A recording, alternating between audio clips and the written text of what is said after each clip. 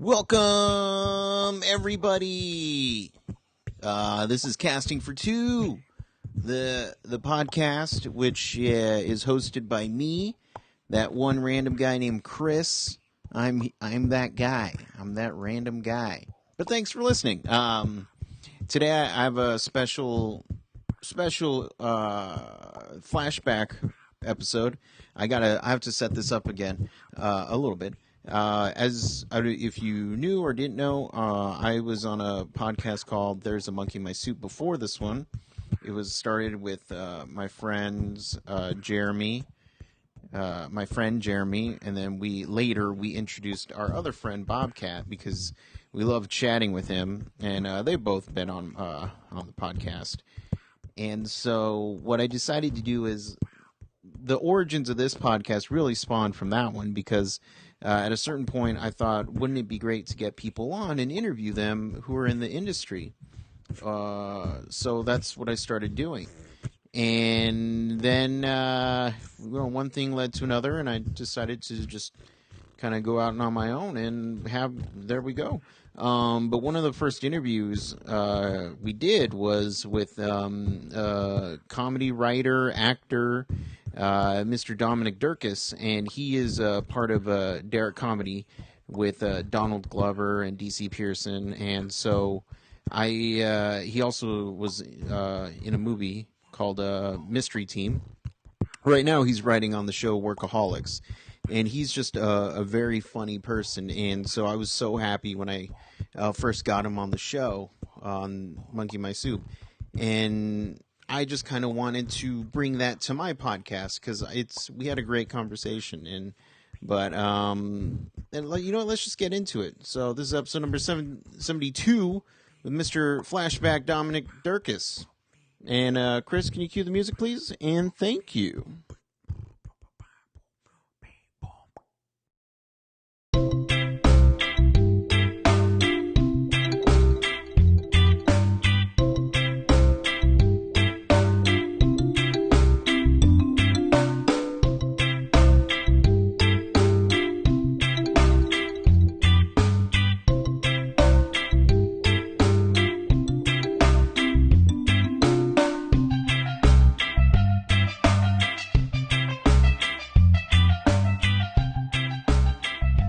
Hello?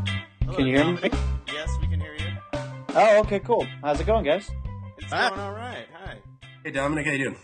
Hey, what's up, everybody? I'm using my laptop's microphone, so I just want to make sure it's all right. Yeah, that's all good. Sounds Cool. good. So, my name's Chris. I'm Jeremy. And I'm Bobcat. Yes.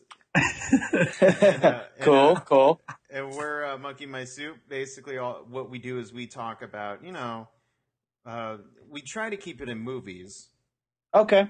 but we tend to go off subject. And Johnny's on his 8th beer right now, so It's just because of our 200th episode, so we gotta make things special here. Yeah, let's get into it. I'll start doing like a bunch of blow, and then we'll just like really. I got my really get into it. heroin ready, so I just need to grab my spoon real quick. This is going to do some sense, guys. I'm going to take it easy and just be really mellow. It That's sounds right. like you're on E right now. Are you tripping balls? So many balls. Did you Oh, take that's fine. Did you take slow mo? Yeah. Oh, God. Fucking stupid movie. Oh, that looks so good. I'm so excited for that. It looks awful. I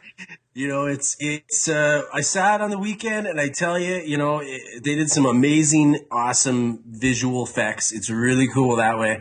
But other than that, it's the worst movie. So it's really just it's like a video game. It should have just kept it as an awesome video game with slow-mo drugs. And that's about it. I mean, it's just blood, guts, and gore in slow-mo. That's pretty much it. So it's kind of shitty. That's exactly what I would expect if I went to see that. Yeah. Are you guys talking about The Master? That's right. Yes, that was That's exactly. what I thought. All Anyway, time was a great foray into blood and guts. yes. Yeah. Anyway, Cool. so we just kind of want to know a little bit more about you, Dominic, if you don't mind. If Sure. spilling your life story. Spilling my life story. Oh Yes. God. In less than 20 words. Less than 20 words? Yeah. Oh, okay, well, I wish I had more time to prepare. I really do. No, I'm just kidding. No, yeah, I am right now a writer for Workaholics on Comedy Central, and am of the sketch comedy group Derek Comedy, who we all met at NYU together, where I went to college for film and television. And I've also just been an improviser at the Upright Citizens Brigade Theater in New York and Los Angeles since like 2003. So yeah, that's my quick life story, I guess. Okay. And then there's a bunch of there's nuances in there, there's ups, there's downs. It's a wild ride. Okay, rock on.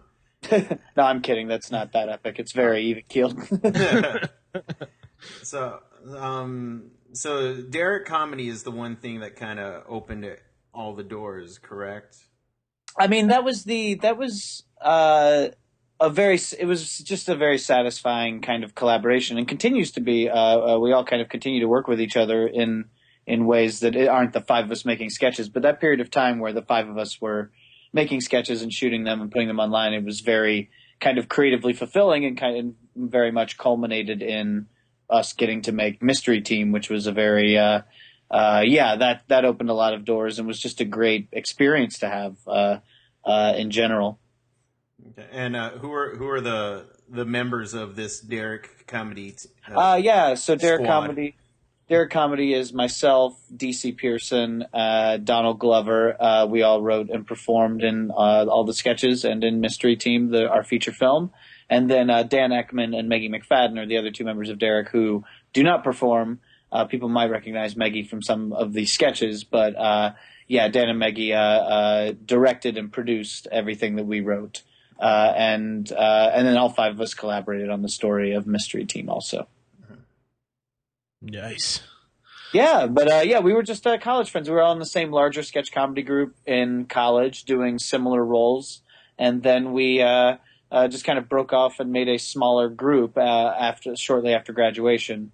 And that became Derek. And we started putting our videos up on YouTube because we just figured we couldn't afford the bandwidth for, to put them up ourselves. And then there kind of ended up being a community on YouTube that we were able to participate in, and very much were kind of the beneficiaries of this kind of new YouTube phenomenon. But You guys got in right at like the perfect time. I remember when those videos were going up, and it was just like there was funny stuff on YouTube, but there wasn't just like that like sketch underground type of, just like let's shoot it. It's funny, and just go. And I think you guys are great for that. Oh, we were very fortunate timing wise too. I mean, there's no mistaking it. I mean, and also just when you think about the mentalities at the time, there weren't really that many sketch comedy groups that we knew putting videos on the internet. We used to host a monthly show at UCB in New York, and we used to ask sketch comedy groups for videos to show at it, and no one had anything. Everyone was just doing stage sketches. Whereas now, if you're a sketch comedy group, you have to be putting videos online. It's the first thing people tell you to do, and they're absolutely right. It just became a easier way to reach a larger audience, as opposed to just putting up stage shows like you end up doing in New York or LA, where, you're trying to invite people to come out and they don't always come out, and it can kind of be tedious sometimes. Mm-hmm. But it was, and also just there's something about like putting a lot of effort into something and you shoot it and it exists forever and it's online and you can just it was very gratifying. But yeah. Yeah. You got like, when was it the point where you just were like, wow, this is like taken off? Like what video, was there a specific one that just kind of took off, or did they all kind of go up at the same time? It was Bro Rape was the one that, it was the one that definitely I think was on College Humor, so that it had that foundation. And it was just the one that got the most kind of participatory reaction from people, where people were like wanting to play along and sending us bits and like photos of themselves in Bro Rape outfits and stuff, and then so that was the one that felt like, oh wow, that one kind of really resonated with people. And then but we were always just trying to make whatever sketches we thought were funny. We're never trying to chase the like, what do people seem to be into on the internet, or like doing recurring characters or things. We just kind of wanted to do as many different ideas as we could conceivably do. But that was the one where we knew that that one was going to be popular, but we never really felt like it was a guaranteed thing because some of our videos got, far fewer views than others, and justifiably so in certain cases. They're not all equally as good. Out of all the ones that you did, which one is the one that you had the most fun doing, or you just like watching?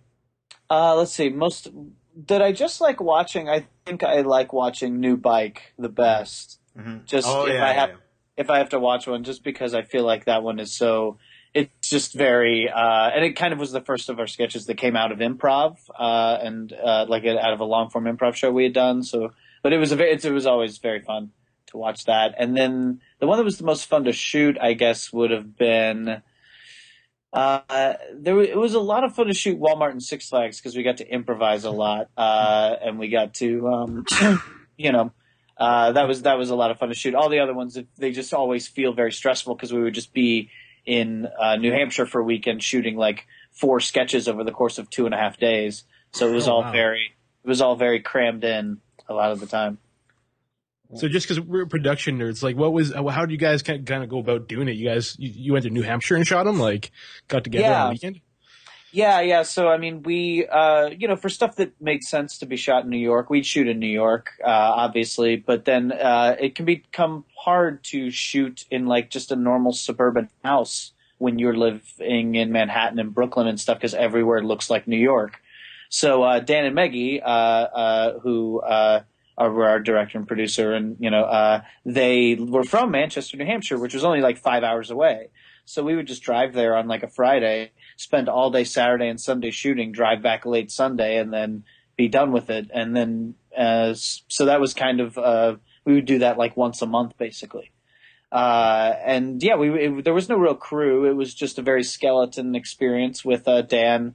With we had doorway dollies, and Dan had like a little mini glide cam thing, and we just shot on HDV and did what we could, and had a boom. Dan's younger brother Jeff Ekman boomed. He's played various pivotal crew roles on Derek shoots all throughout time. Go-to crew guy. That's awesome. Yeah, but it was a lot of fun. Wow. Now I got to ask, just out of personal interest, was Jerry inspired by any specific experience? I think more than anything, that sketch was inspired by just how funny we found it to watch Donald be in a lot of pain but be trying to entertain at the same time. That's like watching Donald try to push through tearful pain while trying to also be pleasant. We were just like, I think this just works on that level. So we were just kind of trying to give that. But no, I don't think anyone has an actual anecdote along those lines. Although Donald might, I don't remember. I believe that was his pitch, that sketch. But yeah, I wish I could say that was based on me, and that's exactly how I handled it. You went skateboarding. Yes. Yeah, I just really put myself out there in defense of it.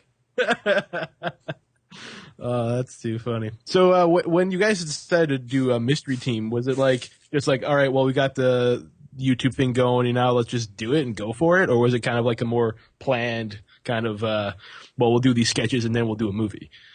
I would say it was a mix of both, because we always were wanting to do the next, like we always liked doing the web sketches, but at that time especially, there was really no way to make money off of it, and it was also just like not what, we had ideas for TV shows and movies and stuff, and we felt like we wanted to take that step.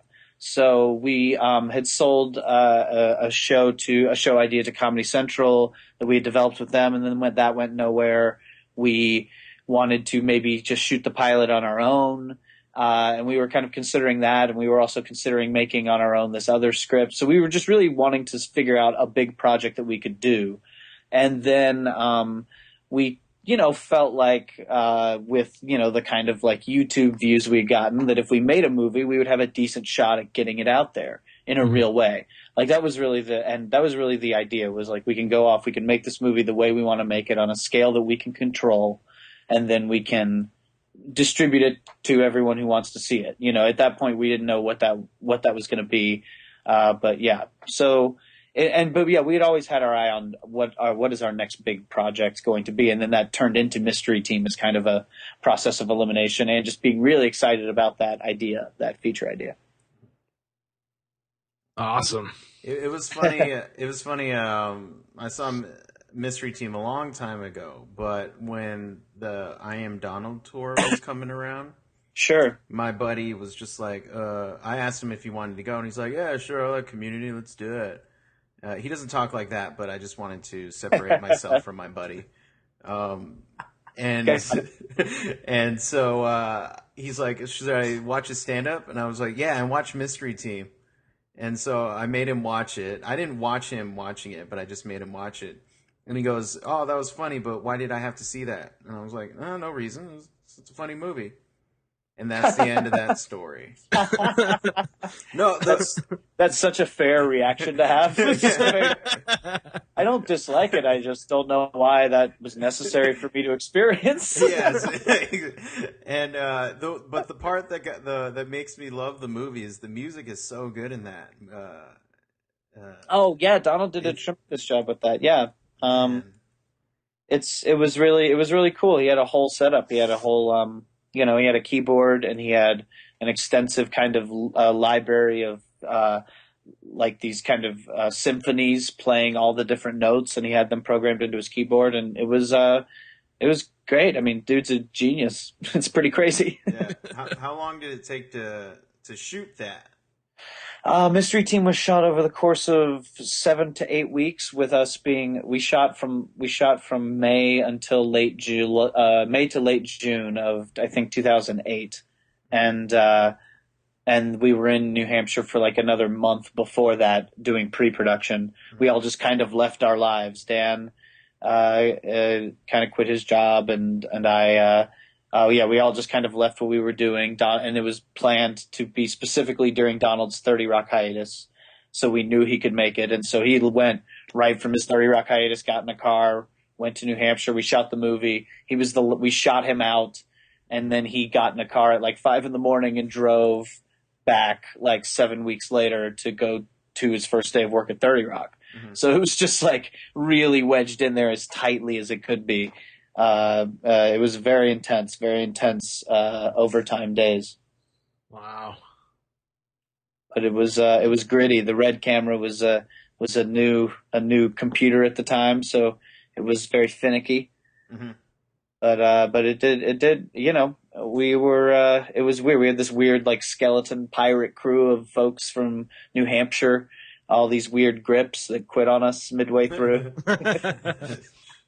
It was very, very, very strange experience. What was with all the grips quitting? They just had us over a barrel. I think they knew, because I think we got pegged as being, a bunch of kids making a movie, and they were like, because they would organize in weird ways and demand hot breakfast arbitrarily. Whatever. I don't want to vent too much old production concerns. Yeah, no, it's okay. That's what I do all the time. I probably know some of the grips that were walking off the job. But to also, on the flip side of that, there are a lot of people who were very dedicated to the movie and were really really helpful, and just people who worked for free, PAs who worked for free, people who did great, work on the movie and really helped us kind of put every dollar on screen and just do everything we could to get it done. Nice. Wow. It's a good to hear. So going back, even like before NYU, was it like comedy always something you wanted to get into, or was it just kind of like, I want to go to NYU, and then you kind of found it? No, me personally, I was always wanting to be a comedian. I started doing stand up when I was 15, and I in Memphis, Tennessee, where I grew up, I did open mic nights, and I would do little tours throughout the Southeast during my summers. I would go up to Louisville, Kentucky, and like Wichita, Kansas, and Oklahoma City, and Little Rock, Arkansas, and I would do like weeks at these comedy clubs, doing like half hours every night. Wow. And then I went. So when I went to go to college, I wanted to go to a school in a place with comedy clubs where I thought there was a comedy community, and I wanted to go to like a film school, I concluded. So I went to NYU Film School because I ended up liking NYU better, their kind of program in theory. And then, so yeah, I was basically a comedian amongst film majors. Like I felt very ignorant of a lot of film things when I was there, and people are just talking about, because people have extensive vocabulary for film and extensive, like a lot of people had seen like just 10 times the amount of movies I had seen. It's like, why am I here? I thought I was going to Dominic as a comedian school. But it ended up being great. I mean, it's how I met Dan, and that ended up being like just a very kind of crucial relationship. He's one of my best friends. We met like on the first day of film school, so I wouldn't trade it for anything. But it was very, and it permeates all art schools. But the level of pretension and snobbery at film schools is particularly potent. So it's very fun to find friends within that community. Chris, Jer, and I know all about that with our kind of film school appearance. It's the same kind of thing. You're always fighting with the pretentious and it just I don't know. Some people take it really seriously, and then they kind of miss out on all this kind of getting to know things, getting to meet people, and just building stuff and creating relationships. Yeah. I mean, there's it's obviously a generalization, but there's not everyone is in it for that. But there are people who, I mean, we were the only ones making a comedy type of anything. Dan and I were making comedy shorts together all through film school for all these film projects, and no one else was really doing that. Everyone was making these very dramatic, I mean, we made a sketch about it. The Girls Are Not to Be Trusted. That's like just a parody of like how our film classes would go, where people would have these painfully autobiographic, dramatic short films. And then after, when people are going like, okay, so what do you think of the story? And people are giving notes on the story, these people get real defensive, and it's very clear that this is something that actually happened to them. That they're like, and it's painfully autobiographical, even though they're just pretending like it's not. And just very sensitive, like, well, I think the girl would say that to the guy because that's actually what I said to the guy in that situation. And you're like, oh, okay, never mind. It's awesome. It's great. Never mind, I love it. You're right. It's actually great. Oh, that's awesome. Now let's talk about the French New Wave and its effect on all cinema. Let's just get right into it. Sure. Yeah, really breathless. I will just say, Yes. Beyond all the other films, it just really has that potency of the emotion in it that permeates it. I haven't seen Breathless, I'll be honest with you, but I've only seen the sequel. It's just called Breathful. I think it's too much breaths. I think it's the one directed by Michael Bay, right? Yes. I saw Premium Rush a couple weekends ago. Is that French New Wave? It's pretty new wave. It's got a bicycle. I think the French rode a lot of bikes back in the day, or something like that. That's about it. That's right. I believe that's true. Yes, that correlation is correct. At one point, any film with a bicycle in it is by default a French New Wave film. At one point, wasn't he eating some sort of baguette as well? He ran into a lady carrying a baguette or something. Right. Oh, that's right. Yeah. It's a really good movie. I very much enjoyed the experience of watching Premium Rush. Is that sarcasm? You know what? It's not. I genuinely enjoyed it. It's very campy and it's very silly. Yeah. But like, I don't know. Everyone's having a blast. The guy who plays the villain, what's his name? Michael Shannon. Yeah. He's really good. He plays the most insane villain of all time, just in terms of human behavior. Like his behavior is insane. Yeah. But it's very fun to watch. I had a great time. And the bicycle shit's cool. Yeah. Who doesn't like cool bikes, right? the only just take off your brakes. You'll be fine. I never brake. Oh yeah, that shit's insane. There's no benefit to not having brakes on your bicycle. It's just like there's a guy who there's people who skydive, and then there's people who I ripped all the brakes out of my car, and it's like, well, why? That doesn't do anything. That's not better for you. Because if you use brakes, you get hurt. That was their logic, but yeah. I saw the movie, and I just want to one scene in particular where there's a montage of all the bike gangs in New York. Oh, that's terrific, huh? Isn't that great? Oh my god, I was sitting just there, a great scene. And I was like, really? I'm actually watching this? all the bike gangs, not just that so all the bike messengers Yes, who do these theoretical, it's a booming industry. There are Yeah. what appear to be dozens and dozens of high security messenger services with these punk bike riders. Who all as soon as they get a text from their boss saying like biker needs help, they all drop whatever they're doing. They cut to them across the city of Manhattan, across bars of Manhattan, putting down drinks in the middle of everything. They're putting their kids down at school. Like, sorry, I can't go to your play. I need to help my friend who I've never met before. Yeah, one of them was in brother surgery. bike rider. And then they all show up and do some weird flash mob thing. Yeah, they ride circles around Michael Shanahan, and that's it. That's all they do. They go and they ride bicycles and they ring their bell and they go woohoo. And he's like, "What the?" Or something like. And he has a very appropriate reaction. He's just kind of like, "What the fuck is this? What the fuck?" Doesn't make any sense. And they have their chains, and they're just kind of making like noises. Oh yeah, that's the other thing. They have chains and anyway. So yeah, there's just this whole subculture of bike messengers that I really want to be a part of now. Yeah. Are you going to give up comedy? Well, I just find that with comedy that my life, I feel like, has too many breaks on it. Oh. Well, you got to take off the brakes, man. One way to take the figurative brakes off my life would be to just become a bike messenger in Los Angeles. But in LA, I feel like that's like these weird motorcycle messenger guys, these that very dangerously weave their bikes in and out of traffic in Los Angeles. That's just the equivalent. Mm-hmm. Yeah. Imagine like the one guy who moved from New York and he's like, "No, I'm a bike messenger. I don't do motorcycles." It's like, oh, well, you're just going to be tired. And yet he's always late. He makes one a week. But at least I still have my pride. But hey, you know it's going to get there. It's eco-friendly. And look at my quads, man. Look at them. This is crazy, right? Damn it, I forgot what I was going to say. Now I'm just thinking of Premium Rush. It's a good flick. I recommend it. Joseph Gordon-Levitt's tremendous. There's a girl that for some reason everyone has a crush on, but there's not really anything that attractive about her. Which one? The Asian or the Mexican? The girl that works as a bike messenger. Not the Asian. Not what's her name? Not Jamie. What's her name? Chung. Yeah. Dani Ramirez, the chick from Entourage. I guess. I don't know. Sure. That's how not interesting I found her. That I can't even really remember summon any like qualities about how she looks or. I only know that because of IMDb. Nice. Oh yeah, you're on top of it. Yeah, gotta be.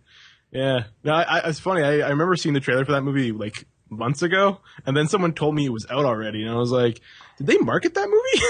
Like. I mean, I guess I think it got some weird delay, I think, or I don't know, but I'm happy to have seen it. Yeah.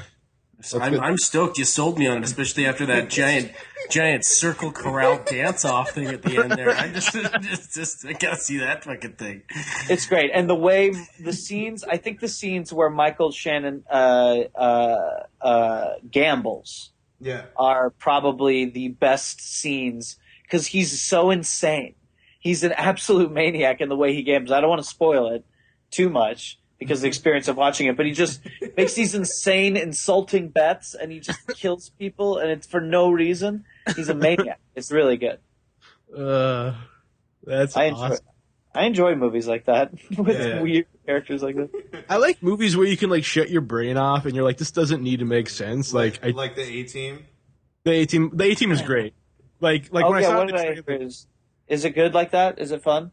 Well, yeah, like you watching the trailer. I remember seeing the trailer, and there's like that part at the trailer where they're like the tank is falling in midair, and like Bradley Cooper jumps out and he's like starts firing at a plane from a tank that's falling in the sky. And I'm like, this is the stupidest movie ever. Yeah. It totally just accepts that stupidness, and the entire movie is hilarious and fun until like the last scene, like the climactic scene. They take all the shit they're doing seriously, and you're like, this isn't fun anymore. But the rest of the time, they're laughing and, like, having fun at how ridiculous it is. So it's just a great, like, it doesn't need to make sense. You're not going in and going, no, logically, that tank, like, they're literally flying through the air and they start firing the tank gun to fly the tank. It is just ridiculous. That's cool. That's really cool. Yeah. I mean, there's some movies you know what you're getting. I mean, and I think like if it's made with a certain degree of sincerity, there's something you can enjoy. Like that's what I like about Premium Rush is that it's like they're like really going for it. They're really trying to tell this campy, stupid story about this about this bike messenger thing because it's an excuse to have cool bike scenes, in a movie. But it's like very kind of sincerely made, so it holds together in a lot of ways. Yeah. And I feel like I heard that Battleship was that way, although I didn't see it. I heard Battleship was just amazingly silly and insane. I just watched it 2 nights ago, and did you enjoy it? They're up to a point, but I mean, like, it's like Transformers and stuff like that. Like, if you put any logic on it, you're like, this is stupid. But if you just sit back and go like, well, there's a destroyer fighting alien ships in the Pacific Ocean with pegs. It's kind of with pegs. Like actually, the best part of the movie is the part because their whole conceit is like the aliens can't see them and they can't see the aliens because of radar. So they're using buoys in the water to find out where the thing is. So they're like playing battleship with their missiles. That's the coolest part of the movie. That's actually smart. Does any character like actually say, "Does this remind me of like a game I used to play," or is there some campy joke in there at all, or no? No, but the best part is like the spoilers if you haven't seen the movie. But okay, I'm not gonna listen. Okay, don't. I mean, someone definitely says you sunk my battleship, right? Like, are you fucking kidding me? I think that's Rihanna. I think that's Rihanna's line. I think she says that. I think it's against California state law to release that film without the sets. Well, Sunk my battleship. The funniest part is like I'd say probably 3/4 of the movie isn't even about a battleship. Like it's about a destroyer, and then the destroyer gets sunk, and they're like, "Oh, we gotta go get the USS Missouri from Pearl Harbor and turn the museum into a ship we can fight an alien." And no crew. Why does it have to be the Pearl Harbor boat? Because are there dead people still in there? Because it's a battleship. That's why. Are there skeletons floating around? Is that the only battleship left that they have to use the only one that's like a national monument?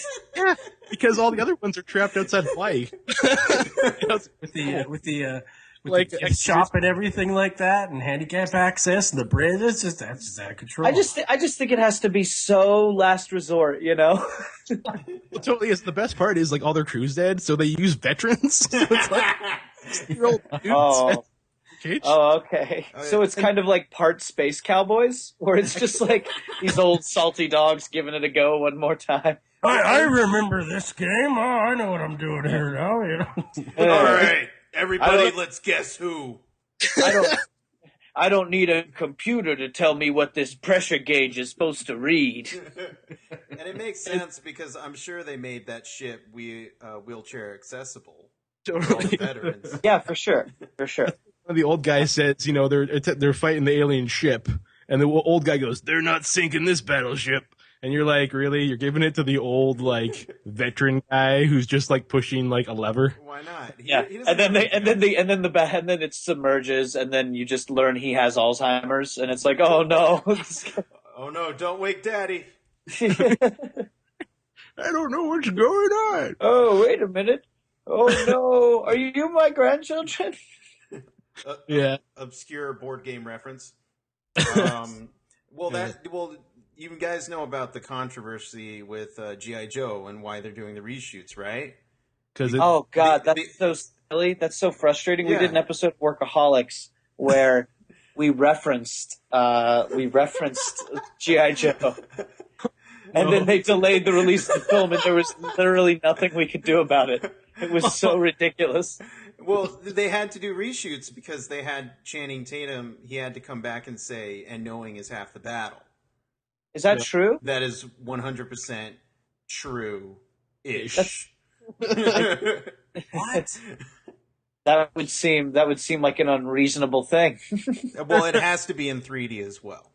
Yeah. Oh, right. So they're doing 3D work on it. Yes. Yeah. Oh, that's really fun. Yeah, because we we had them like it was like a story point in an episode this last season where they the dudes referenced G.I. Joe, Rise of Cobra. And then, like, because we knew it was coming out, and then when they delayed the release of it, we didn't have enough time to do any kind of reshoot, so it just aired with this very weird future feel to it. That's so cool, though. It's so inexplicably, like, when it's on DVD later, it won't seem that weird, but for this kind of period of time, it's such a strange thing to have in there unaddressed. Well, let's talk about Workaholics. Okay, sure, yeah. Because that's a very funny show. Oh, awesome! Yeah, I'm It's glad you. Yeah, I think so too. I mean, we started working on it on season 3, so that was in January. So like we had the kind of a good fortune to step into an environment where yeah, they really had figured out those characters and that tone and that voice. So it was a lot of fun. Yeah. and what's it like working on something like that? Is it like is it one of those kind of shows where you have bullet points that you try to hit, or is it fully improv, scripted? They improvise a lot. I mean, there's scripts, you know. I mean, there's kind of it's not a like Curb Your Enthusiasm type environment where it's just a whole. But you know, so there's scripts, and we do a lot of punching up of scripts. But the show is very much an expression of those 4 dudes and their kind of vision. They kind of take these. They do a lot of improv with the material, and they are very comfortable. And I think that's what puts that stamp of the show on it, that makes the show so kind of unique, but also very universal for a lot of people, because they just kind of have captured a lot of that tone. The way those characters talk to each other is the way a lot of people talk with their friends when they hang out. So yeah, they put that kind of stamp on it. So it's a lot of giving. There's a kind of formula to thinking about the story and stuff that they have kind of honed and figured out over over those kind of couple seasons, a few seasons before we got there. But they're great. It's a lot of fun. I mean, it's a very fun environment to work for, because you really do feel like the stories are kind of open to be anything. You know, if you write for a show like, you know, Two Broke Girls or something, you know, you have very kind of specific stories you have to do. But with Workaholics, it's very wide open. Like, things that happen in these dudes' personal lives very much end up being like arcs on the show and stuff. It's very fun. Nice. But yeah. The one episode, because you know, my buddies have been telling me to watch it, and it's a show I look like I would enjoy it, but I just never did for some reason. And there are a couple shows that are like that. But the one episode that I was sold on was when their house is being fumigated and they have to stay in their work area. Yeah, exactly. And randomly, you know, just the one scene where I was just laughing my ass off when they were trying to scale down from the roof. It's a great episode. That's a really good. That's a great episode. I mean, they really hit their stride with, like. There's that one. There's the one where they befriend a child molester. Oh yeah. It was like the first one everyone told me to. The first one everyone told me to watch when people were telling me about the show, because I hadn't really watched it that much until, like, you know, several months before we interviewed for the job, because I had like watched like a couple of episodes here and there, but it's the type of show that everyone is just telling you is really great. And then I was like, you know, I kind of, after watching like all of season 1 and all of season 2, I was like, these are so fun to watch and easy to just, like, you know, watch a bunch of them in a day. I see why so many people saw it on Netflix. It's because you can just, you know, tear through them. Everyone just gets stoned with their buddies and tears through like 4 episodes. Nice. But I was going to ask you something about the show. Oh, sure. I'm kind of forgetting about it. Well, while Chris is remembering, I want to ask you about you worked at The Onion. I was one of the original kind of staff writers for the Onion News Network when they launched the website. They already had the Onion website, but they launched the Onion News Network in an effort to do what they basically did, which is make these kind of satirical web shorts. So I was among this kind of first round of staff writers. They brought in a bunch of UCB people and some other folks, and we would pitch headlines, go in every week and pitch headlines, and then write up scripts during the week, and then everything like that. Now, did that kind of work like just like a regular kind of sketch thing, or like were you guys like? Because the thing about the Onion, the news stuff, is like it's so perfectly news, even though it's so ridiculous. Like I remember the one about I forget when it was, but it was like the Katherine Heigl movies all getting released at once, and there was like yeah. That kind of thing. Like it's so the stories are so perfect. Like so, was there going into that? Like was it kind of like a writing style to kind of get that perfect news voice? Or? Well, the Onion is very aware of their voice and their style, and they have the paper has honed that, and the paper had a lot of oversight over the Onion News Network as well. So they have this very kind of clear version of what works for them and all these kind of internal rules and stuff. So you're kind of adhering to that. And one of the rules, because for the videos that I remember being the most challenging, was that they had to be topical, but they had to be kind of evergreen in a way, because you were going to shoot them 3 months. They were going to basically go online 3 months from when you wrote them because of how the process had to go. So something like that Katherine Heigl one is a perfect thing, because it's like topical. It's something people are going to feel for 6 months. It's not like news of the day or something, or like, but to do an Onion News Network video about that, like Clint Eastwood chair thing at the time would have been very difficult, because it's something that's going to come and go very quickly, and people are going to get sick of and not want to hear about in 3 months. So that was always the challenge for the videos, for me at least. Wow. But it was very fun. I mean, that was a very kind of cool experience to have, because it's, it was a lot of, you're just generating headline after headline. I mean, you come in with 20 headlines a week, and then which doesn't sound like a lot until you actually write out all of the Onion ideas that you think you have, and then you realize you really only have like 20.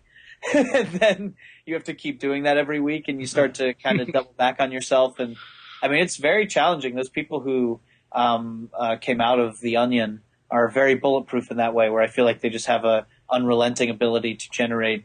This guy, Chris Kelly, who was an Onion writer and Onion News Network writer who now writes for Saturday Night Live, is that way. And this girl, Megan Gantz, who writes for Community, is also that way. We're just very prolific and very kind of able to just generate this really great material. I mean, the Onion's, dead on. They had an Onion article about improv groups recently that was devastatingly accurate. It's just brutally, like, just had every improviser, everyone at UCB, like, looking at each other going, "Oh, Jesus Christ, this is really tough." Yeah, that's a brilliant thing about the Onion sometimes is I always get those things where you read the headline, you're like, that seems so accurate, and then you read it and you're like, oh wait, no, this is an Onion article. Sometimes you get that, especially on Twitter, when people just like say the headline and have a link that's like deliver it or something like that, or Bitly, and you don't know that it's an Onion article right away. They always get you. Well, I had one of the Onion videos I made was called I made two that actually got made and had any kind of note. The one was called World of Warcraft.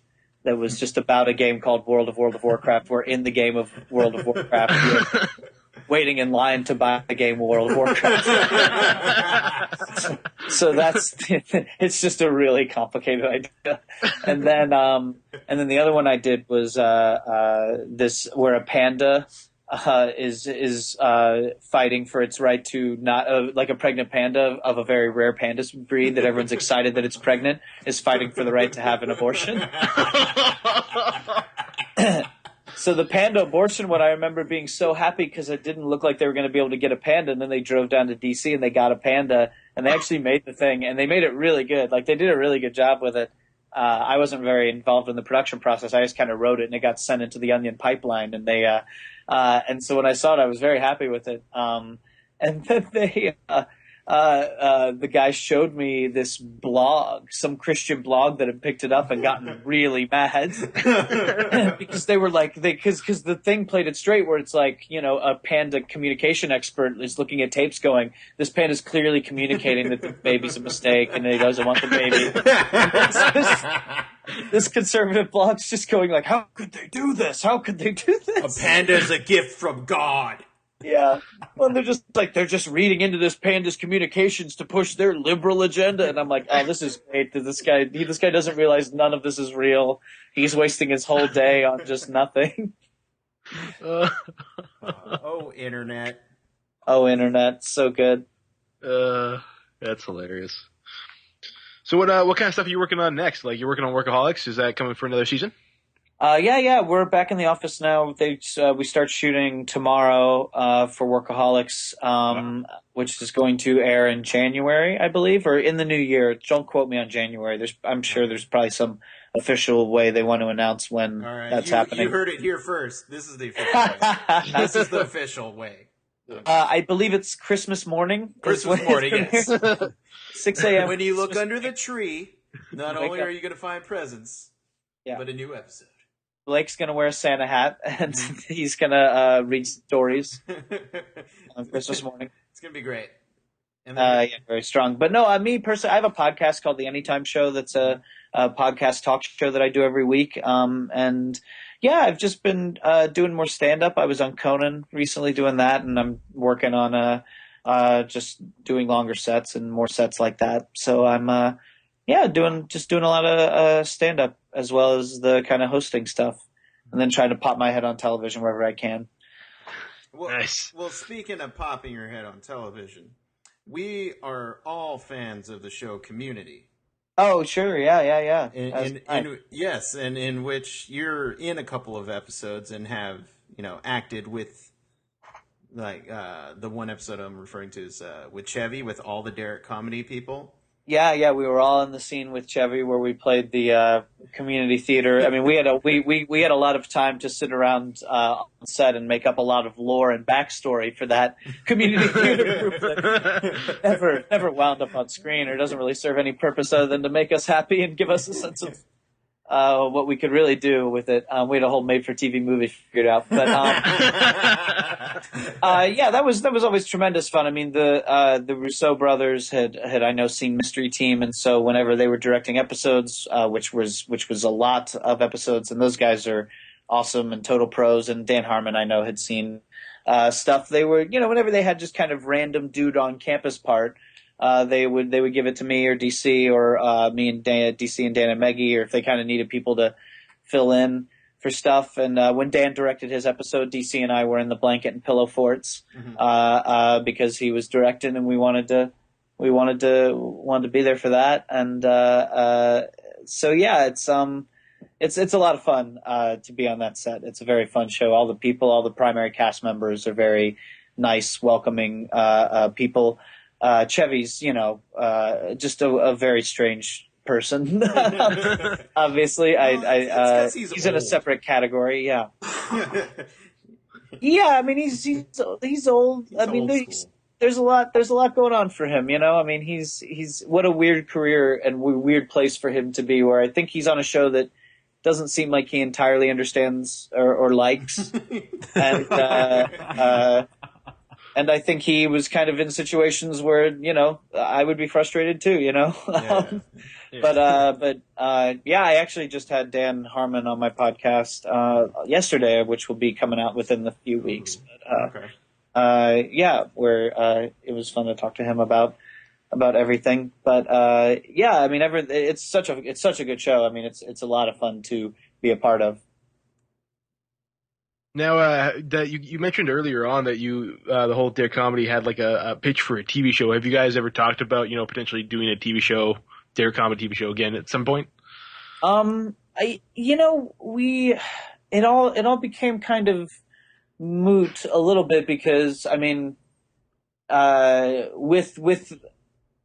we definitely wanted to do TV show. The one thing we didn't want to do was do a sketch television show, or not the one thing we didn't want to do, but the one thing that held the least appeal for us, which is probably the thing that we should have been going around pitching, was the Dare Comedy TV sketch show. But we had so much creative freedom with our sketches, and we were having so much fun doing them that we really were like, we would just prefer to do that, continue doing that in the way we were doing it. But and we always saw sketch and YouTube and stuff like mixtapes. Like we were just kind of putting these sketches out for people for free, and we weren't really making a lot of money off of it, except for like a little bit of money that we kept funding back into projects and stuff. But Yeah, we wanted to do a TV show. I mean, I guess like if Donald hadn't gotten Community right after, Mystery Team, I guess there could have been a window of opportunity where we could have done that. But as it was, it's not how it worked out. I don't think it's impossible for something like that to not come together in the future. Like it could, but it's just a lot of pieces have to align, because it's a lot. But there was never like a script for another Derek kind of TV show or anything like that beyond the thing that we sold to Comedy Central. Beyond that, we had another feature script that we had written that was not quite as good as we wanted to be. And going back and rereading it, it's a little like, glad we didn't make this one. Glad we made the other one. But yeah. Wow. Now, I don't know if I forgive me if this is a really stupid question, but where did the name Derek Comedy come from? Well, me and Donald and DC were all writing and performing in the same kind of 11-person sketch comedy group, and so we wrote and performed. We wrote a lot of sketches together, so people started calling us by a collective D name because they'd be like, "Oh, Derek wrote that sketch," which meant me, Donald, and DC. And it was just the only joke there being that it's just another boring D name to call somebody. So then Derek just became how we referred to him. We entered like a 3-on-3 cage match, like improv cage match tournament at UCB, and we just needed a name to put down, so we put down Derek. And then when we started doing our own shows and shooting our own videos, it just became what we called ourselves. And when Dan and Maggie were producing our videos, it just was, when we basically started making videos, it was the five of us. And so, unfortunately, Maggie has an M name. So, yeah, she ruins everything, really. I mean, we tried to get her to change her name to Deggy. Deggy. She wouldn't do it. She put her foot down. She said, no. Party pooper?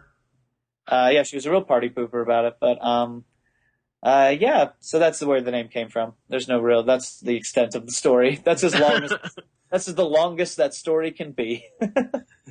I think that's going to have 3 squeakles, personally. Yeah. If we can get at least one squeakquel. I mean, I'm not interested in a sequel so much as a squeakquel. Yeah. That's where all the money is, really. Yeah. Yeah, the money's in the squeakquels. On a ferry or boat, whatever it was. This time they should just put them in space, right? Like, they gotta go to space now. Like, they're at the point. You're talking about the Chipmunk movie. Yeah. Sorry, I'm just... that's what you do with squeakquels. You put them on boats. I was trying to figure out how that was a question for me. I'm like, okay, what is happening? Well, you're the knowledge of all things Chipmunk, right? Like, that's why you're here, right? No, I didn't mislead you guys. Yeah, I'm the expert on all things Chipmunk. This is Chipmunk in my soup, for God's sakes. This isn't a weird profitless scam where I get on podcasts pretending to be a Chipmunk expert. We talk about French New Wave and chipmunks on this cast. Yeah, that's my scam. Well, it succeeded. Well, that's really cool, man. Well, I mean, you got production in the morning, I guess, or you guys start shooting tomorrow. So I just want to thank you for coming on and chatting to us, because it's been a real pleasure. No, thanks so much for having me. I appreciate it, guys. Thanks so much. Good luck with everything. Would you like to tell people at home where they can reach you? Yeah. My phone number it's and your address as well, please. Yes. Area code too. Home address, and I'll just put it on a GPS device and give you the serial number on it so you can just track me. Nice. So I'm on Twitter at Dominic Dierkes, Dominic Dierkes, and then my podcast is called The Anytime Show, which is every Sunday at 7:00. I do it as a live show here at here in Los Angeles at the Little Modern Theater. So please come out and see that if you can. But yeah, thanks so much, guys. Thank you. And I didn't mention this before, but I am a listener of your cast back in the old Smodcastle days. Oh, sure. Yeah. So it's a good one, and I like how you actually interview random people.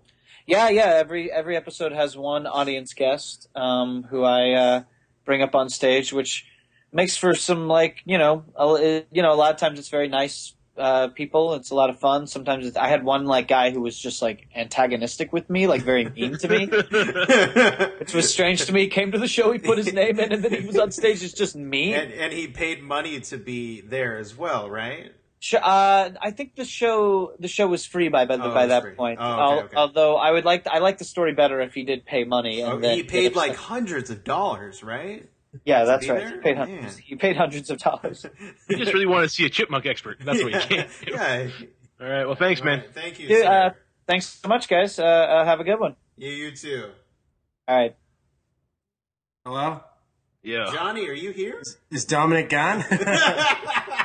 I was going to ask you, what beer are you on now? I know. I was about to say, in the middle of his conversation, I was about to say, "Hey, Johnny, are you alive?" Well, I was here the whole time, and I was listening, but I thought let you guys talk, and then I had another beer, and then I had Did you just say you guys? Yeah, you guys, and then I also had I had a problem with my toe, so I was really getting at her. That really doesn't sound good at all. That is so insulting. Really, I wish he was it's here not. to hear that. No, it's not insulting. I don't want to. You're not as interesting as my toe right now. No, it's and that's terrible. No, it was. It was very great to meet him, and I didn't know what he was involved yet, but you guys knew more, and I didn't, and this thing on my toe bothered me, and I decided to go after that. I looked for the quicker, decisive battle, and I looked for that, all right? Like, I'm only human, and what can I tell you? I found a victory to just attack quickly and finish, and it kind of got a little bit out of hand, and now I need a Band-Aid. It's gushing blood. I'm going to lose the security deposit as it is. That's already good. It's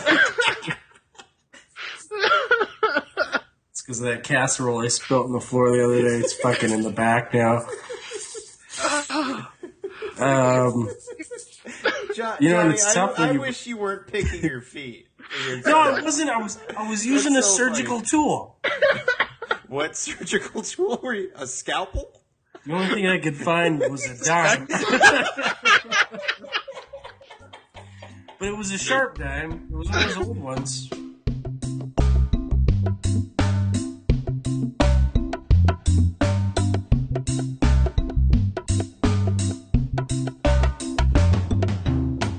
Hey guys, just a quick reminder, you can always catch up with these episodes on castingfor2.com. You can also follow me at Twitter @castingfor2 or send me an email at castingfor2@gmail.com.